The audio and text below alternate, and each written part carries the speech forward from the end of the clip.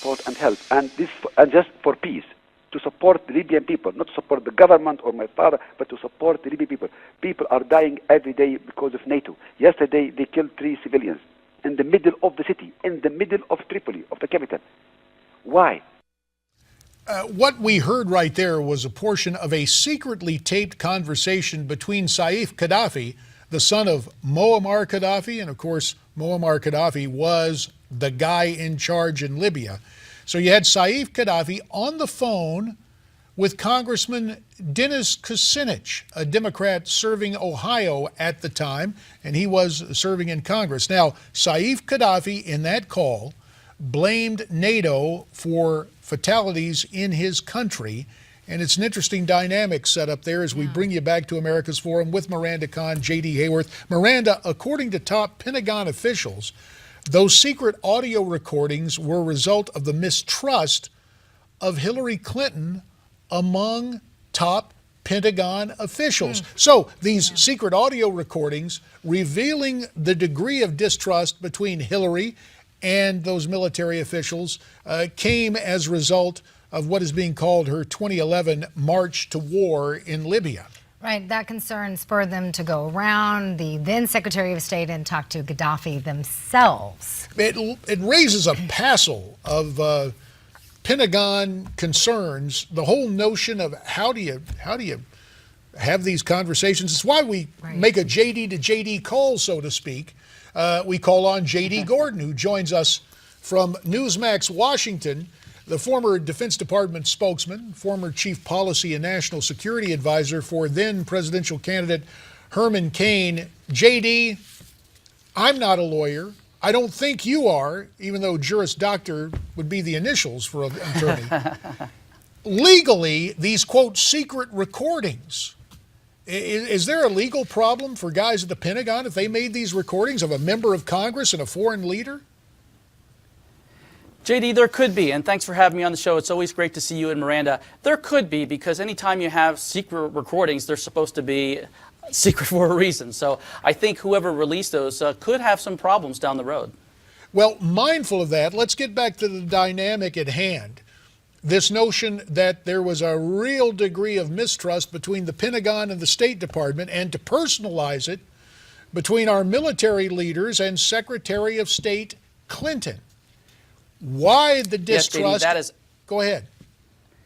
Yes, JD, that is absolutely true. The Pentagon mistrusted Secretary Clinton and how she was handling the Libya crisis at the time. You know, JD, I think this could be her WMD in Iraq moment for Hillary Clinton, because she was trying to make the case that there was genocide going on in Libya, and the intelligence just doesn't show that. So I think she led us to war. She led us to a situation where we had Islamists taking over Libya. It's much more unstable now than it was during Gaddafi, and we had Benghazi because of it. So I think history is going to show this to be a very big mistake for Hillary Clinton, and this will be her WMD moment, if you will. So are you suggesting that maybe we went to war with the wrong people? I think we went to war prematurely. You know, right when the Libya chaos started to unfold, I wrote a column in AOL News, 5 reasons we should not bomb Libya. And I was on the same side as Dennis Kucinich, if you can believe it.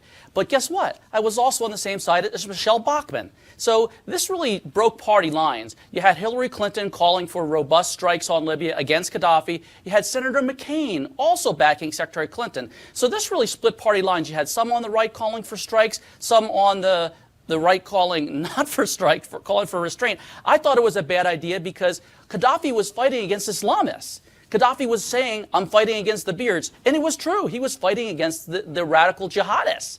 So we became, the United States and NATO became the Air Force and the Navy for radical Islamists who toppled Gaddafi. A minute remains in this segment, JD, and maybe 45 seconds to answer this if you can. But correct me if I'm wrong. In the wake of 9/11, we laid down the law to Gaddafi. He stopped any effort to gain nukes. He basically, to use the term, was a good boy.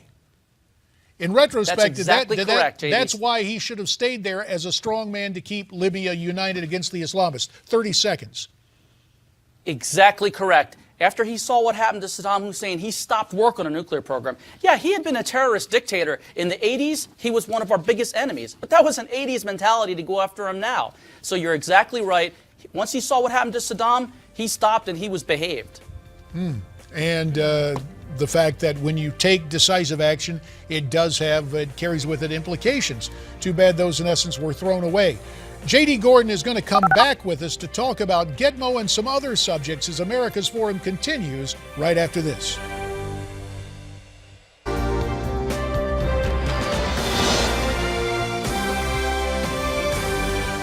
These five guys are not a threat to the United States. They are a threat to the safety and security of Afghanistan and Pakistan. It's up to those two countries to make the decision once and for all that these are threats to them. So I think we may be kind of, missing the bigger picture here. Oh, really? Former Secretary of State Hillary Clinton in June of 2014 talking to NBC News saying the 5 Taliban leaders released from Gitmo back then, just a few days earlier, pose no threat to the United States. With Miranda Kahn, J.D. Hayworth, back on America's Forum, and that other J.D., but the indispensable J.D., J.D. Gordon remains with us from Newsmax, Washington.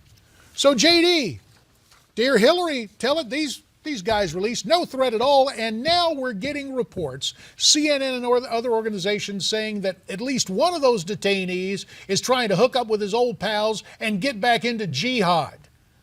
Should we be surprised at this? JD, not at all. This just shows that Hillary Clinton is not connected to reality. She is living in a fantasy land when it comes to al-Qaeda and the Taliban, and so is President Obama. They're in denial that we have this threat from radical Islamists. The thing that surprises me about this, JD, that one of these 5 top Taliban leaders has returned to terrorism or is trying to return to terrorism. The only thing that's surprising is that the administration is admitting it, because they're in blanket denial that these guys are going back to terrorism. These guys have to be caught red-handed for the administration to even admit it. So, do you think the administration will now admit that these people pose a significant threat?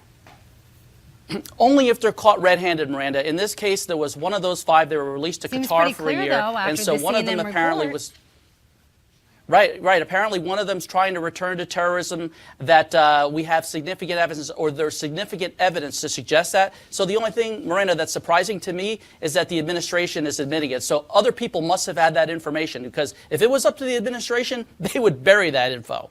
And J.D., when we look back, and of course Hillary's name, though the dominant media culture tends to ignore any connection, Hillary Clinton is linked inexorably with what went down in Benghazi.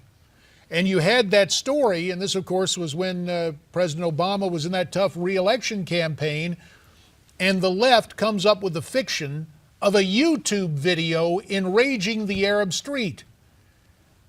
Maybe the president's, the first notch on his resume, community organizer, street agitator, maybe that was at work trying to inflame the Arab street there in Libya rather than deal effectively with the problem. And this whole political notion, first, last, and always, will it always be a political equation to these guys rather than a national security issue?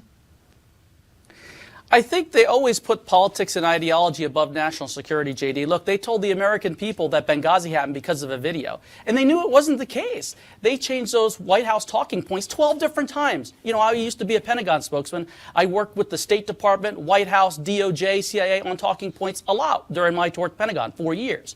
And I've never seen talking points change 12 times.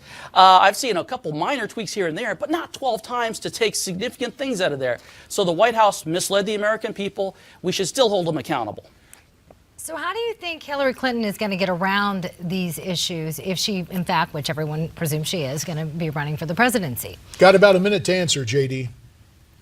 I think it's going to be hard for her, but she's basically going to try to have her surrogates say, oh, she's just being attacked by the Republicans because of X, Y, and Z, nothing to do with her actual record. They'll try to make excuses for it. I've got a column in Fox News Opinion that I wrote about, did Hillary's globetrotting contribute to Benghazi? And what I wrote is that she went to 112 countries in her time as the Secretary of State. And I think she did so much globetrotting, she wasn't paying attention to the real mission. About 2 weeks before Benghazi happened, she was in Tonga, of all places. Even though al-Qaeda had attacked in Libya 200 times after Gaddafi died, we had threats against Benghazi, against our mission there, even an attack on the compound there in June, just a few months before the attack. So I think that people really need to hold her accountable and remember her record. And what we take away from that is, J.D. Gordon, leave the globe-trotting to the globe-trotters. We are going to talk sports next. Lighten it up. We'll talk about the Super Bowl with Gino Arcaro as America's Forum continues.